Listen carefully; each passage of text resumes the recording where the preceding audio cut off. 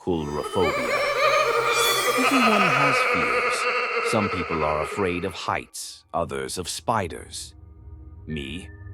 I've always had a fear of clowns. Not the cute, cheerful kind you'd see at a kid's party, but clowns in general. Big noses, painted faces, the eerie smiles they always wear. I don't know why, but they've terrified me for as long as I can remember. And this story, well, it did nothing to help that. It all started one Saturday. My best friend Max had invited me over to his place for a weekend gaming marathon. His house is the perfect spot. Just us and his golden retriever, Baxter. We spent the afternoon playing games, ordering pizza, and hanging out. After a few hours, Max suggested we head to the local store to grab some snacks and drinks. I agreed, eager to stretch my legs, unaware of what we were about to encounter. As we walked toward the corner store, the warm evening breeze was nice, and I felt at ease. But that feeling quickly faded when we approached the store entrance.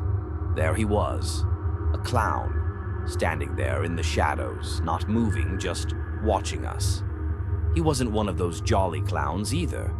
No, this one was different. His costume was worn and tattered, his face paint cracked and smudged as if it had been hastily applied. The colors clashed, reds bleeding into greens and blues, making his face look like a twisted, abstract mess. His smile, God, that smile, stretched wide across his face like it was carved there, and his eyes, dark, beady, and fixed directly on me. I froze. My heart hammered in my chest, and my mouth went dry. Max gave me a nudge, trying to keep things light. "Hey, it's just a clown. No big deal," he said, but I wasn't listening. The clown didn't move. He just stood there, staring, his grotesque grin growing wider by the second. Max sighed. "Look, let's grab what we need and go. You don't have to look at him." He gave me a reassuring pat on the back, and I tried to focus on his words. "I'm fine," I lied, my voice barely steady. "Maybe I should face my fear, right? This is ridiculous." I took a few tentative steps toward the store, but as I drew closer, my body betrayed me. My breathing quickened, my hands started to shake, and I could feel the panic rising again. My vision blurred with tears, and I couldn't take another step. I can't do this," I muttered. Max didn't say anything. He just gave me a sympathetic look and went inside the store alone. I turned and headed back to his house, walking faster with every step, unable to shake the feeling that those cold eyes were still watching me. By the time I got back to the house, I was on the verge of a full-blown panic attack. I collapsed onto the couch, my heart pounding. Baxter must have sensed something was off because he immediately jumped up next to me, nudging my hand with his nose.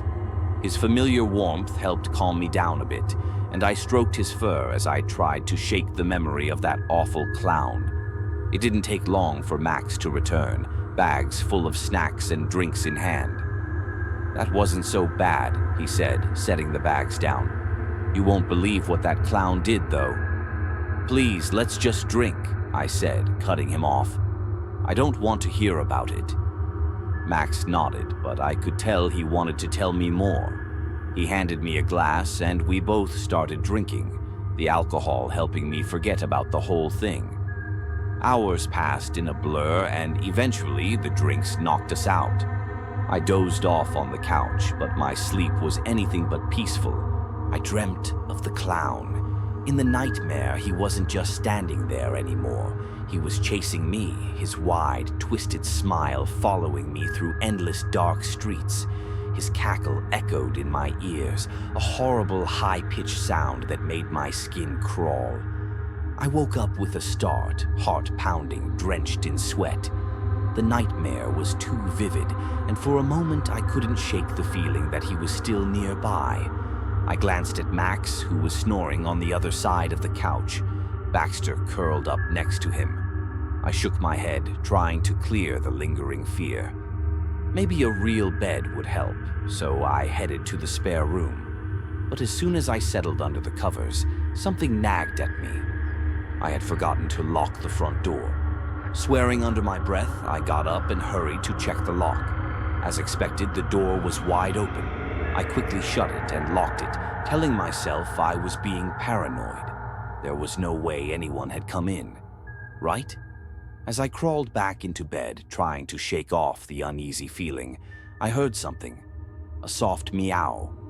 I froze. Baxter was a dog, not a cat.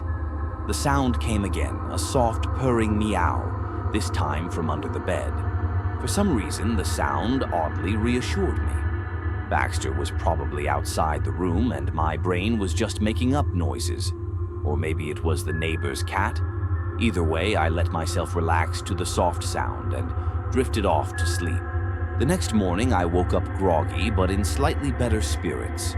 I went to the living room and found Max playing with Baxter, tossing a ball for him to fetch. "Hey, thanks for sending Baxter to check on me last night," I said, stretching. "I heard him meowing under my bed. It helped me sleep." Max stopped mid-throw, turning to me with a confused look. "What are you talking about?"